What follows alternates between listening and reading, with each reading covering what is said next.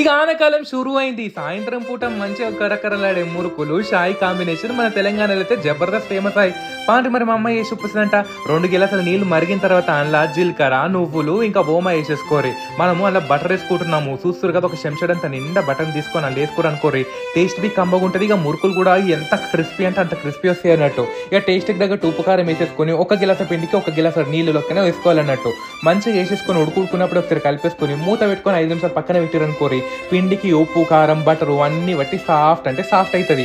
ఒక్కసారి రొట్టె పిండి లెక్క దుడుపుకొని మంచిగా చూస్తున్నారు కదా. ఈ చెక్కిలాల పీట అంటారు, మురుకుల పీట అంటారు, ఒక్కొక్క దిక్కు ఒక్కొక్క లెక్క అంటారు. ఇంతకీ మీ దిక్కుకి వీటిని ఏమంటారో కమెంట్ చేయండి. మా దిక్కు అయితే మురుకులు అంటారు అన్నట్టు. చూస్తారు కదా చాలా ఈజీ అన్నట్టు. పిండి కూడా బటర్ ఇష్టం కాబట్టి సాఫ్ట్ అంటే సాఫ్ట్ ఉంటుంది. ఇక నూనె ఉడుకుడికి అయిన తర్వాత మంచిగా సన్న చెక్క మీద గోలించుకోండి. ఇక షాయి పెట్టుకుంటే కూడా మంచిగా ఉంటుంది కదా. ఆ గోలిలోపు షాయి కూడా పొయ్యి మీద పెట్టేసుకుందాం అన్నట్టు. అప్పట్లో షాయి మరుగుతుంటది. ఓ 2-3 ఆయిల్ మురుకులు కూడా అవుతుంటాయి. ఉడుకుడుకు షాయిలా మురుకులు తింటే ఏమన్నా కమ్మగుందా? మీకు నచ్చుతుందా కాంబినేషన్?